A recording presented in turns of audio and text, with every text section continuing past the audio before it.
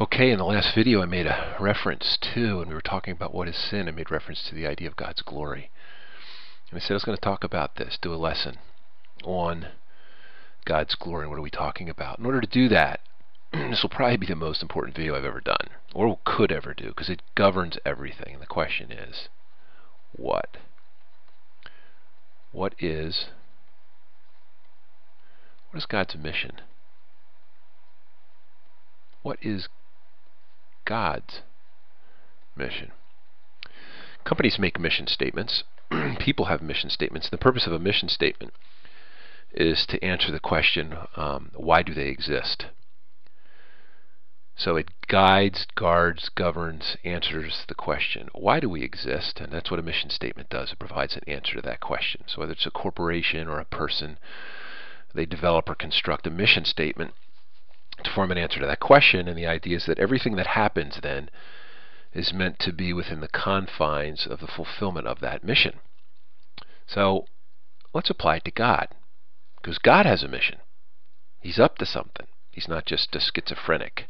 He's up to something. Everything that happens and everything he does is within the constructs and confines of his mission statement, his mission. So what is God's mission?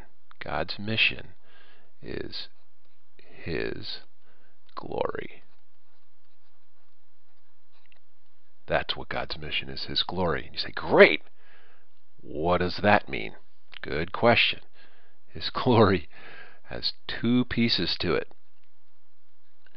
One is revealing, and the other is rejoicing. Very interesting. His glory, two R words, revealing plus rejoicing. Both pieces need to be present in order for God's glory to be maximized, or to be, excuse me, for it to be all that God intends. Revealing Him.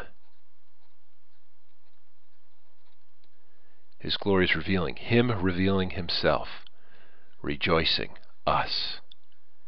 Notice that there's a human element here. Us rejoicing. So it's almost like God's glory is He reveals Himself and then He waits. And if we rejoice in that revelation, or when we rejoice in that revelation, God's glory is maximized, if I could say it that way. Very, very interesting. God has chosen to limit His glory to the extent that we humans rejoice in His revealing of Himself. Only God would come up with such a crazy, crazy system. So His glory, everything He does, His mission is His glory, and His glory means He reveals Himself, and then it's us rejoicing in that revelation of Himself.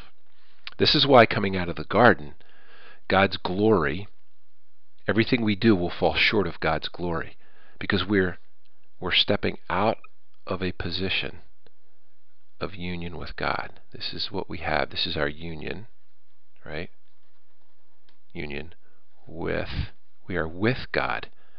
And when man is together with God, God can reveal Himself. God will reveal Himself, and then man can rejoice in that revelation. But coming out of the garden, we're not in this relationship anymore of union. We're in a relationship of separation. We're not with God. And so His glory, everything we do, we're not going to be with God. We're separated from God. We are not with God.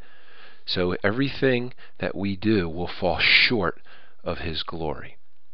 Everything we do will fall short because He's not revealing Himself the way He could reveal Himself, because we're separated. So, in the Old Testament, we see God's glory, right? Let's do it this way. How do I want to do this? In the Old Testament, God's glory, He reveals Himself to man. The New Testament, coming of Jesus, something shifts. Now all of a sudden we have through man. Right? Think of the Old Testament as the cake. The New Testament is the icing on the cake. So we have God revealing Himself to man all through the Old Testament. All of a sudden in the New Testament we have a new construct where God is revealing himself. It's this plus the New Testament. I don't know why I put an equal there. Let me get rid of that equal. Then in the New Testament we have God revealing himself through man. What did Jesus say? Right? If you've seen me, you've seen the Father. Okay? These words you hear, they're not my own. They come from the Father who sent me. Jesus is living out of this union with God. And God is revealing himself to Jesus, but also through Jesus to the people around Jesus. That's the New Testament construct. That's the New Testament paradigm. That's Jesus reaching back into the garden and restoring, reestablishing what God intended all along. But God's glory is the thing that overarches the overarching theme. And this, we'll see this coming up over and over and over again. You'll hear me make reference to. Now, does this make sense in light of our understanding of God's glory?